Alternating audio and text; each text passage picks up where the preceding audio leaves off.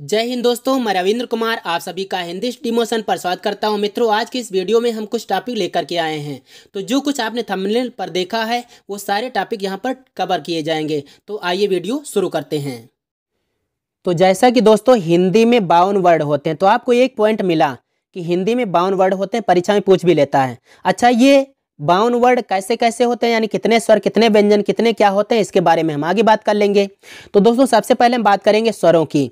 तो आ ई उ ऊ री, ए आई ओ औ।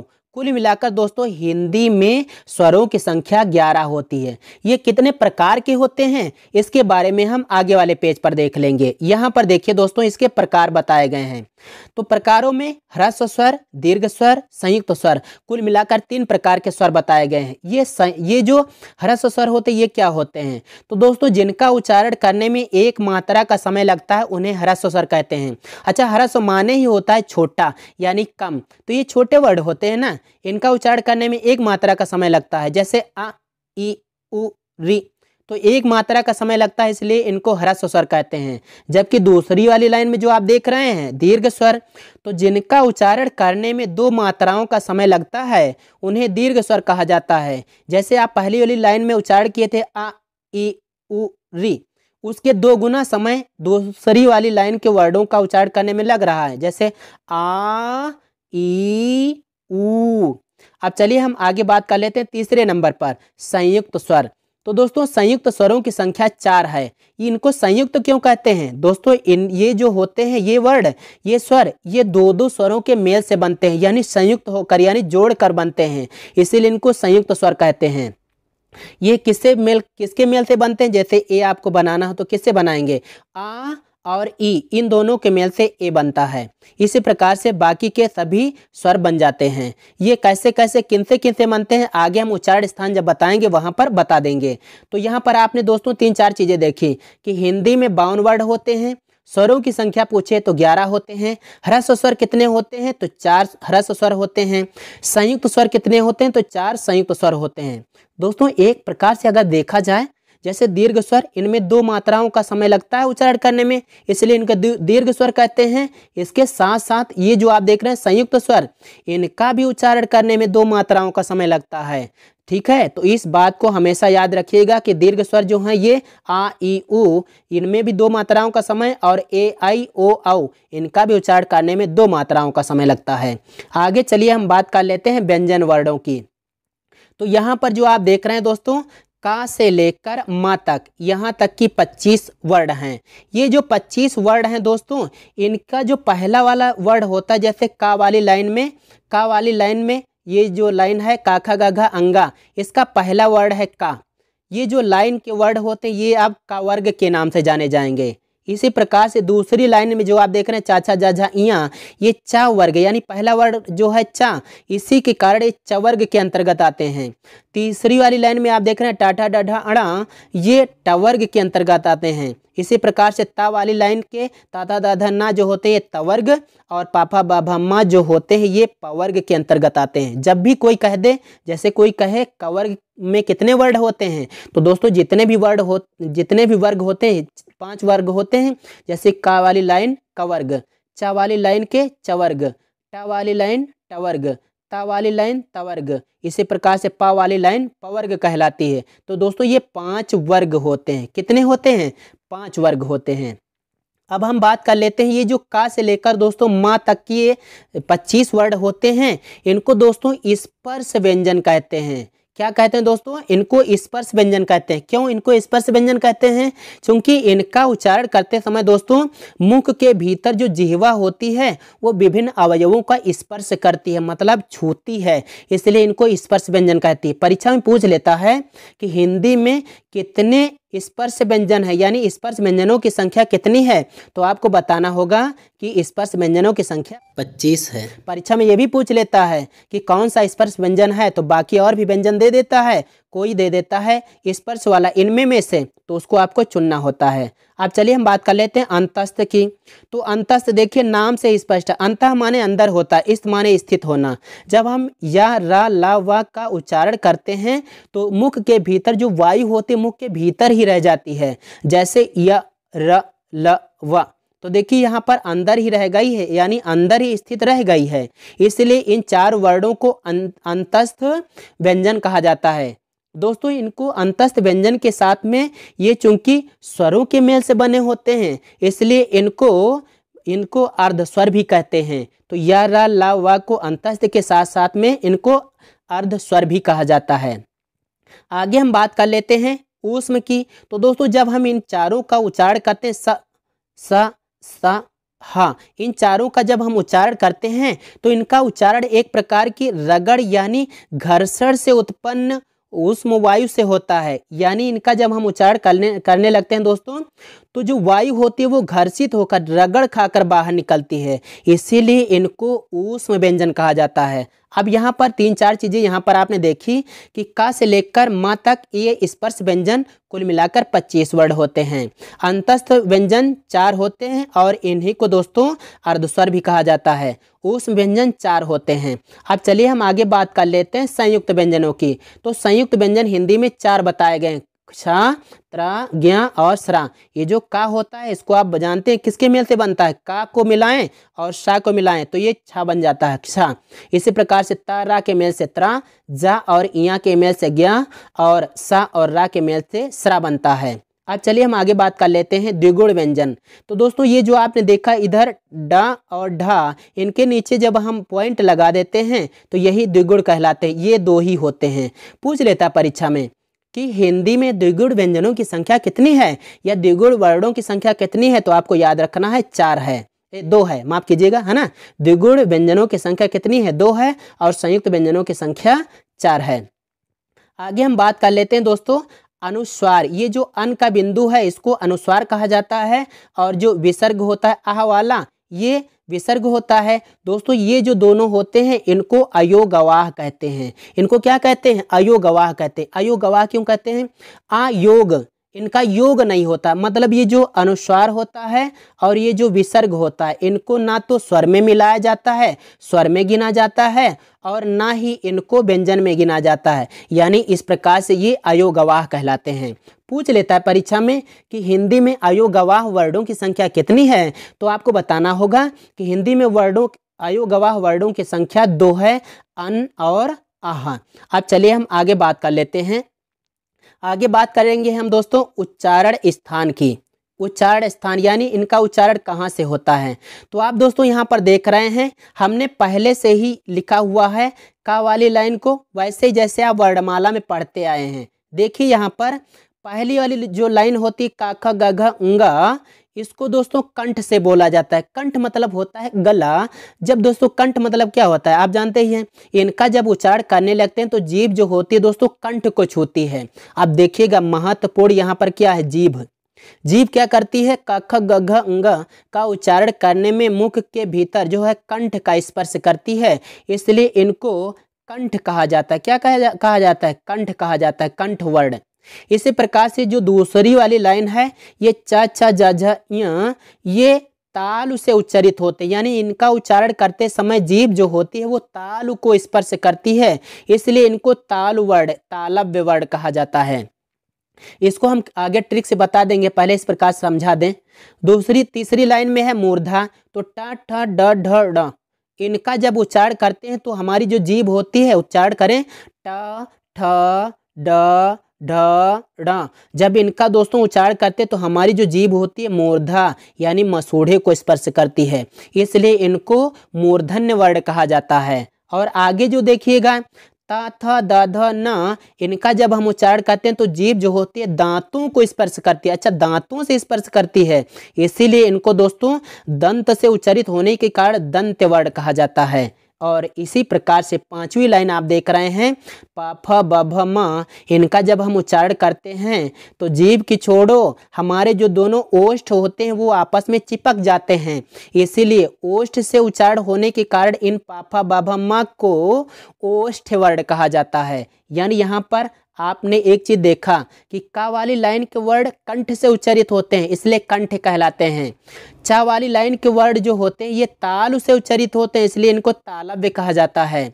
और टा ठा डा अणा जो होते हैं ये मूर्धा, यानी इनका उच्चारण करते समय जो जीभ होती है वो मसूड़ों को स्पर्श करती है, इसलिए मूर्धन्य कहलाते हैं।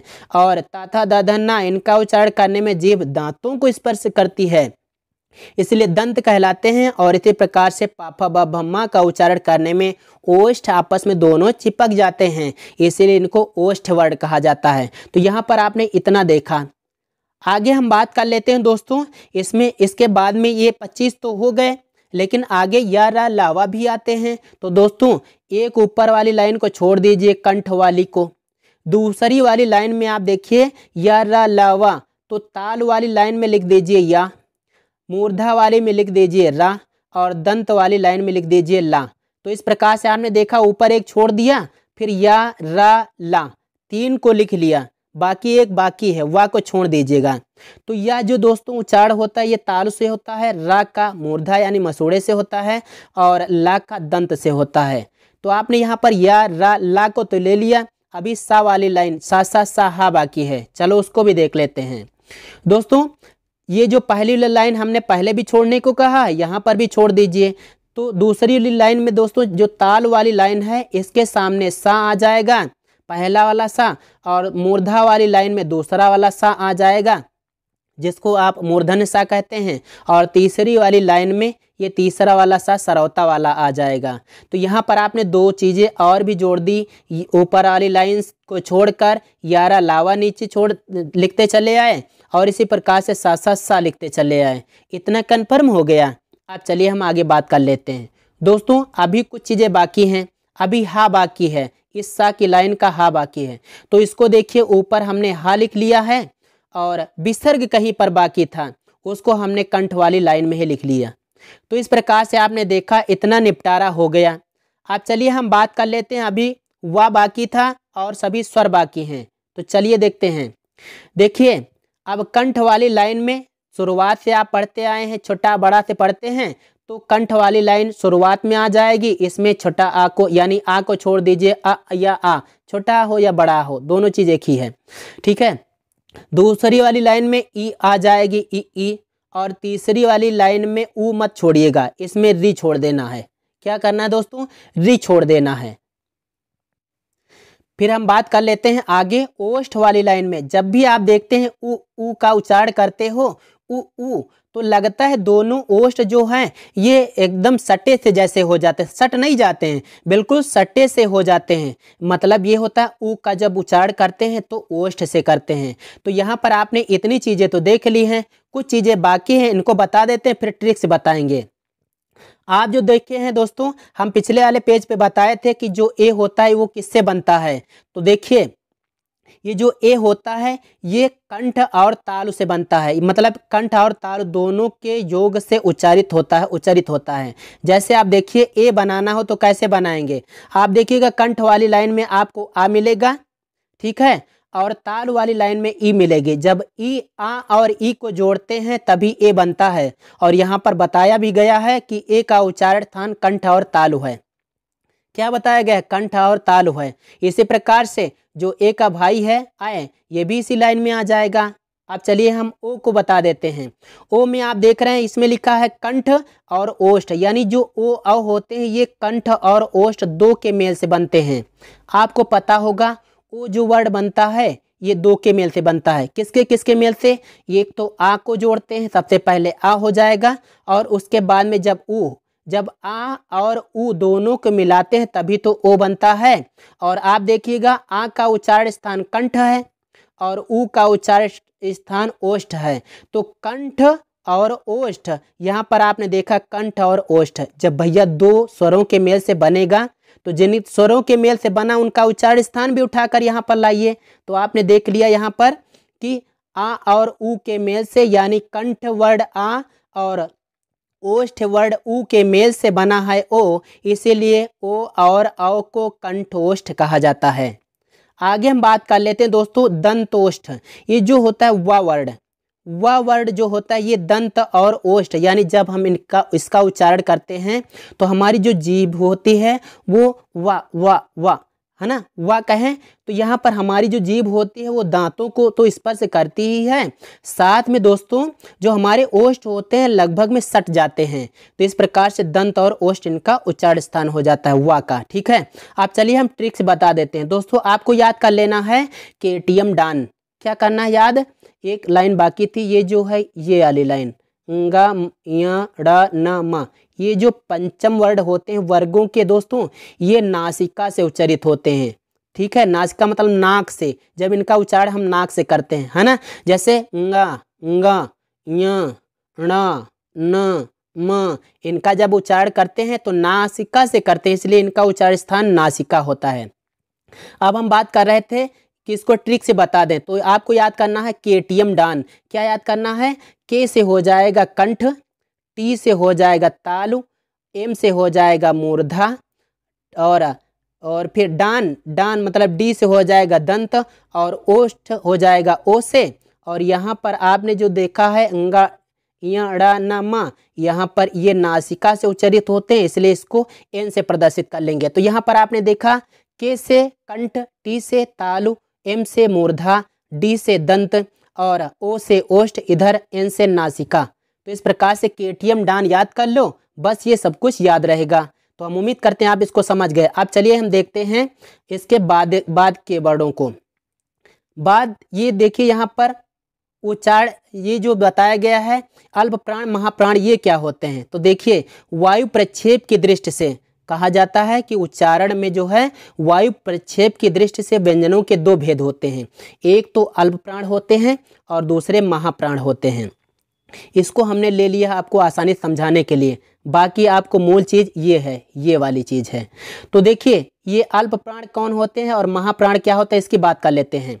अल्प मतलब होता है थोड़ा, जब हम दोस्तों किन्हीं वर्डों का उच्चारण करने में जब हम किन्हीं वर्डों का उच्चारण करने लगते हैं तो उस समय जो हमारी जो श्वास होती है, श्वास वह अल्प मात्रा में बाहर आती है, अल्प मात्रा में यानी थोड़ी मात्रा में, इसलिए इनको अल्प प्राण वर्ड कहते हैं। ये कौन कौन से होते हैं यहाँ पर दिखाया गया है, ये वर्गों का एक मतलब वर्गों का पहला वर्ड यानी वर्गों के पहले वर्ड ये हो जाएंगे, वर्गों के तीसरे वर्ड यानी ये वाली लाइन के हो जाएंगे, और वर्गों के पांचवें वर्ड यानी इस वाली लाइन के हो जाएंगे, और आगे दिया है या रा लावा यानी इस वाली लाइन के। दोस्तों इतने जो वर्ड होते हैं ये अल्प प्राण होते हैं, मतलब इनका जब हम उच्चारण करते हैं तो हमारे मुख के भीतर से जो श्वास होती है वो अल्प मात्रा में बाहर आती है, इसीलिए इनको अल्प प्राण कहते हैं। अब ट्रिक से आपको याद करना है, इसको कैसे याद करोगे,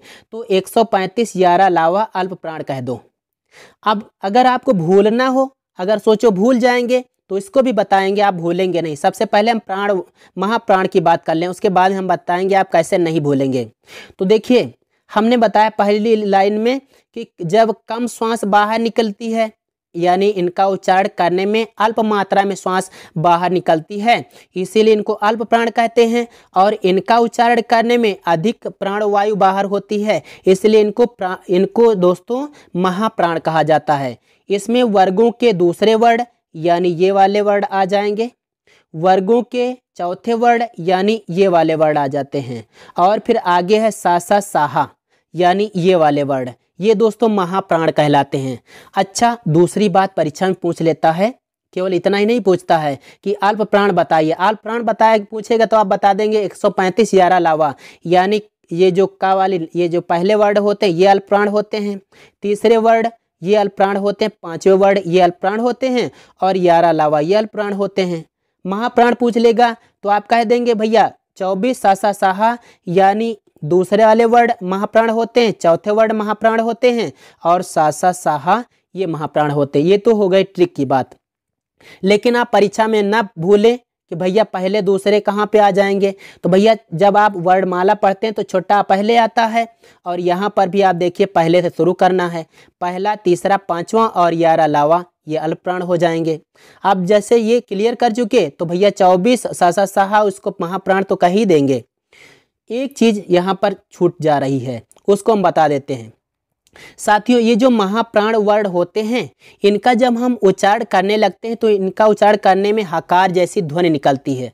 हकार जैसे आप देखिए का अगर उच्चारण करने तो इसमें हकार जैसी ध्वनि नहीं निकलती है। जैसे का, च, ट, त, प, इनका उच्चारण करते हैं तो हकार जैसी ध्वनि नहीं निकलती है।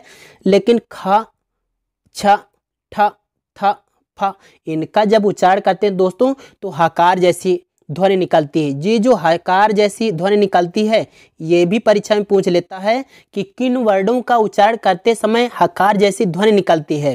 तो वहाँ पर आपको बताना होगा कि जितने भी महाप्राण वर्ण होते हैं उनमें उनका उच्चारण करते समय हकार जैसी ध्वनि निकलती है। अब चलिए हम बात कर लेते हैं। यहाँ पर आपने देख लिया अल्प प्राण और महाप्राण। आगे हम बात कर लेंगे घोष और अघोष, ये क्या होते हैं। चलिए आगे देखते हैं। दोस्तों पिछले वाले पेज पर आपने देखा था, वहां पर बताया गया था वायु प्रक्षेप की दृष्टि से व्यंजनों के भेद, और यहाँ पर बताया जाएगा नाद की दृष्टि से व्यंजनों के भेद। तो नाद की दृष्टि से यहाँ पर दो प्रकार के बता दिए जाएंगे, अघोष व्यंजन और घोष व्यंजन।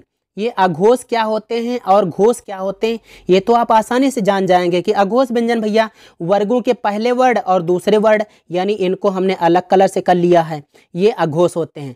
फिर सा सा सा ये जो तीन वर्ड होते हैं ये अघोष कहलाते हैं।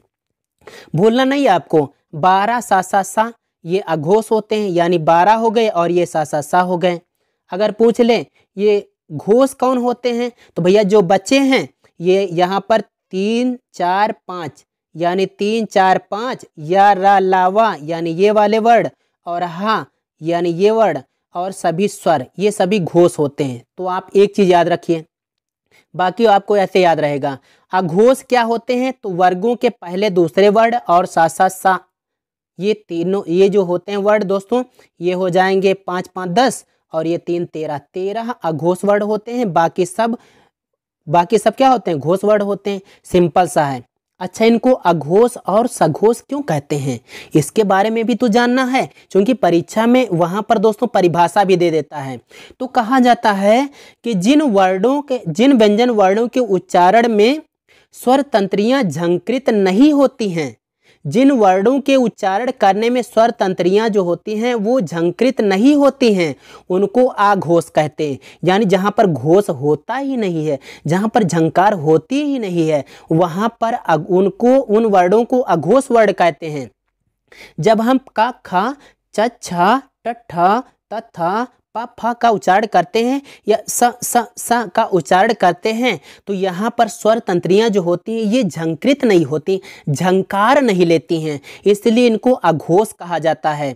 अघोष के साथ साथ में इनको दोस्तों यहाँ पर अघोष के साथ साथ में इनको विवार भी कहा जाता है। इन सभी वर्णों को विवार भी कहा जाता है, इन्हीं को श्वास भी कहा जाता है। तो याद रखिएगा परीक्षा में ये भी पूछेगा कि अघोष व्यंजन कितने हैं, तो ये पहले वर्ड यानी ये वाले 5, दूसरे वर्ड यानी ये वाले 5 5 5 10 हो गए और सा सा सा यानी ये 13 वर्ड जो होते हैं ये अघोष होते हैं। बाकी जितने भी होते हैं सभी सघोष होते हैं। सघोष मतलब घोष होते हैं उनको, है ना। तो यहाँ पर आप दूसरी बात कर लेते हैं घोष व्यंजन क्या है। अघोष में आपने देखा कि जब दोस्तों व्यंजन वर्णों के उच्चारण में स्वर तंत्रियां झंकृत नहीं होती हैं वो अघोष, और जिसमें झंकृत होती हैं वो सघोष यानी घोष उसको कहेंगे। तो इस चीज़ को आप याद रख लीजिएगा। तो दोस्तों हम उम्मीद करते हैं आप लोगों को ये समझ में आ गया होगा। अगर एक बार में नहीं समझ में आया तो आप इस वीडियो को दोबारा देखिएगा, बिल्कुल कंफर्म हो जाएगा। तो दोस्तों आज के इस वीडियो में सिर्फ इतना ही। आइए दोस्तों चलते हैं। जय हिंद, वंदे मातरम।